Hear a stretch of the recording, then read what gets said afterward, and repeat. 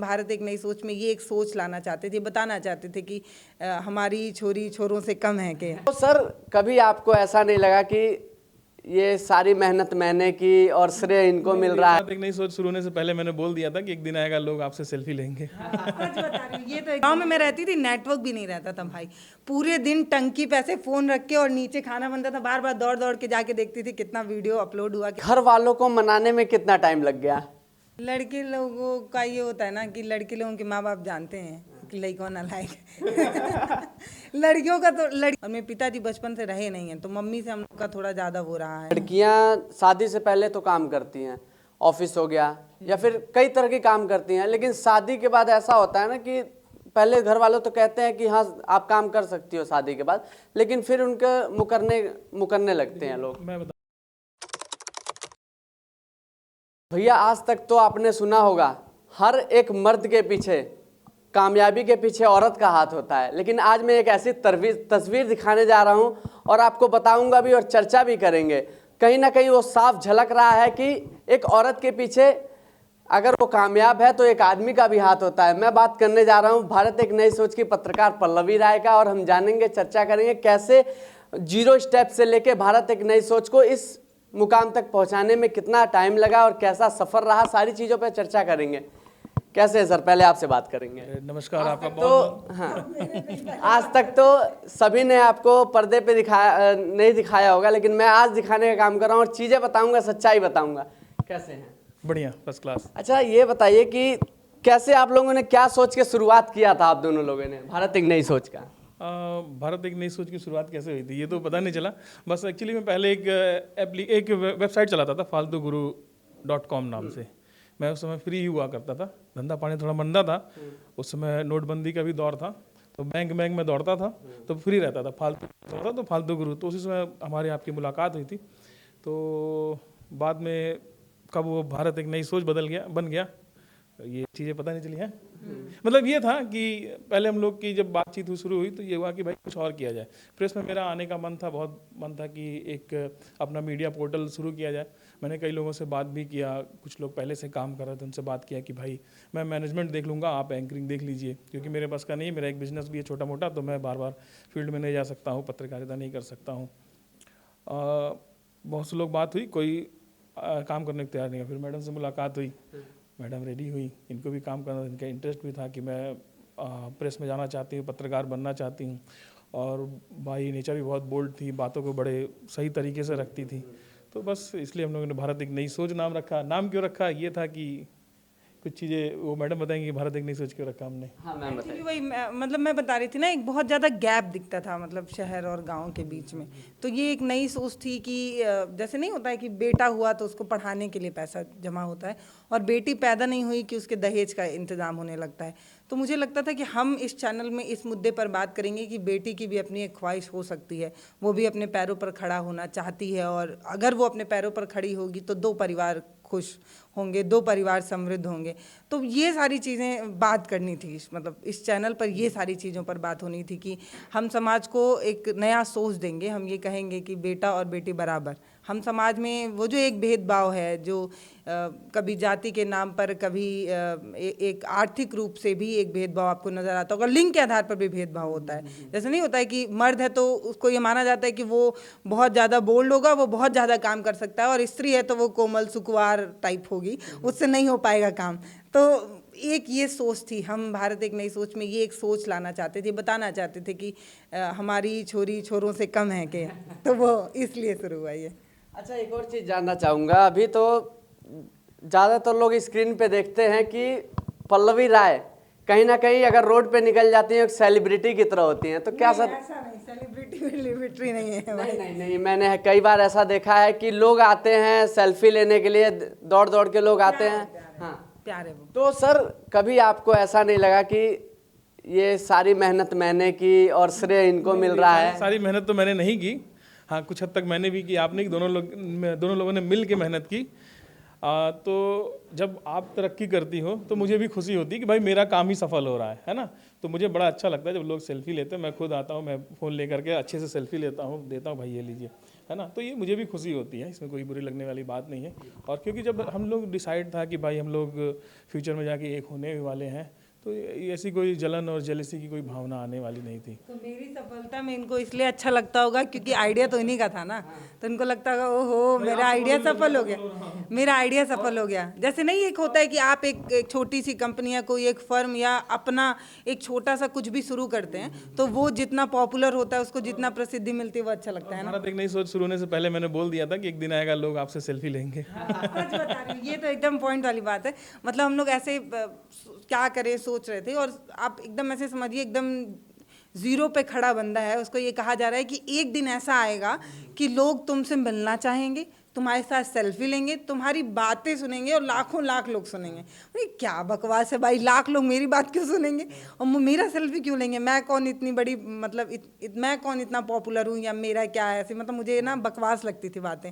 लेकिन आज वो बातें सही लगती हैं, इसीलिए मैं ज़्यादा मुस्कुरा रही हूँ। मतलब एक ऐसा सपना जो संभव जैसा लगता नहीं था, आज वो सच है। मतलब आज मुझे लगता है कि हैं 10 लोग हैं जो कहते हैं कि हाँ वो एक लड़की है जिससे मैं मिलना चाहता हूँ। मैं कमेंट सेक्शन में देख लेती हूँ, कभी कभी लोग कहते हैं, मुझे लगता है हाँ मतलब सफल हो गए, मतलब जो सपना देखे वो सही देखे और हुआ वो।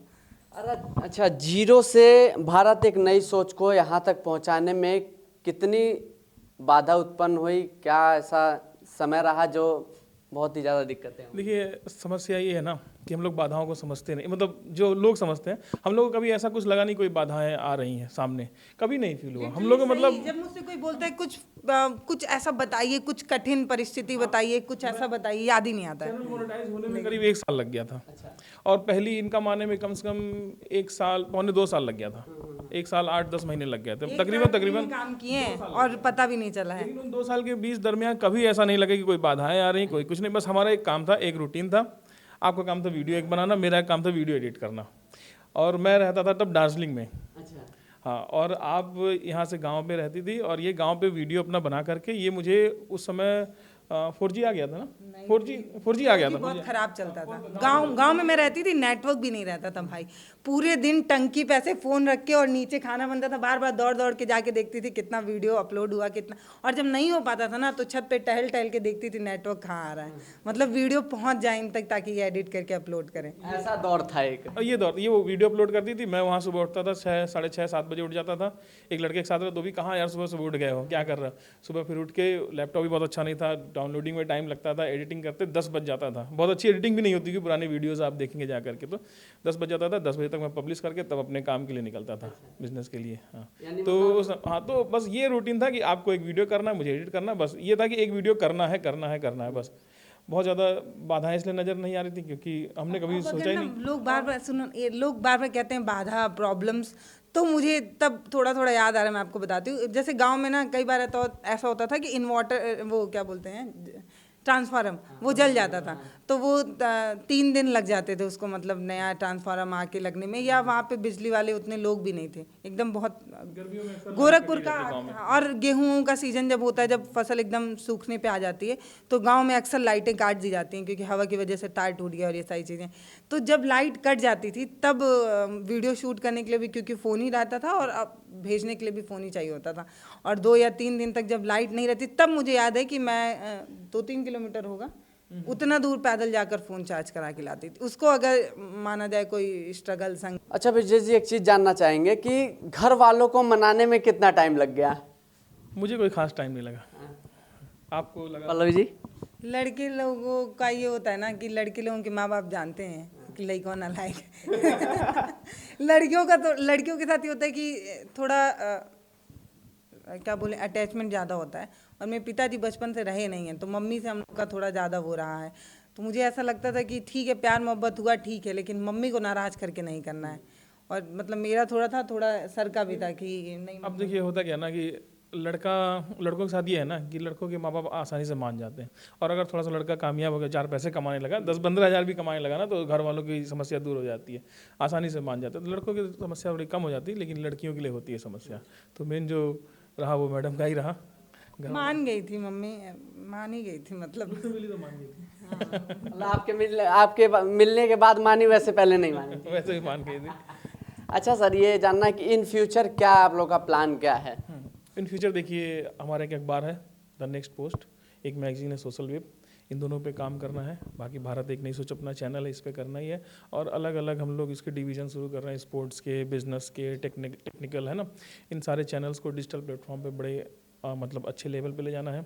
इसके अलावा हम लोग डिस्ट्रिक्ट लेवल्स पे भी काम शुरू कर रहे हैं, उसको भी करना, मतलब एक बढ़िया हम लोग को एक वेल इस्टेब्लिश कंपनी के तौर पे इसको खड़ा करना है आने वाले 2 साल में। ऐसा लगता है कि जैसे हमने एक छोटा सा पौधा रोपा था, भारत एक नई सोच मान लेते हैं। मतलब ये जो जिस चैनल पे आपने मुझे देखा और प्यार दिया, वो एक छोटा सा पौधा था। अब क्योंकि हमने जब उसको शुरू किया था, अब हम साथ हैं, तो हम ऐसे ढेर सारे पौधे लगाएंगे, एक पूरा बगीचा बनाएंगे। ऐसा मुझे लगता है कि हाँ, मतलब लास्ट में एक जब समय आएगा, जब हम पूरा मतलब बूढ़े हो चलेंगे, एकदम आखिरी स्टेज पे पहुंचेंगे, तो बोलेंगे कि हाँ, मतलब जब इत्मीनान से बैठेंगे तो कहेंगे कि हाँ, ज़िंदगी में हमने जो सोचा, जिस चीज़ से हम मिले, उस चीज़ को हमने इतना फैलाया है, इतना फैलाया है, इतना फैलाया है कि बटोरने में एक इंसान को पूरी ज़िंदगी लगनी चाहिए। मतलब ऐसा, समझ रहे मैं क्या कहना चाह रही हूँ? और एक और चीज़ जानना चाहूँगा कि जैसे हम हमेशा देखते हैं कि पल्लव जी ग्राउंड पे काम करते हैं, क्या उस शादी के बाद भी ग्राउंड पे ऐसे ही काम करते लोगों को नजर आएंगे? बिल्कुल बिल्कुल। अभी शादी के कितने दिन हुए आज ग्राउंड 8 दिन हुआ होगा।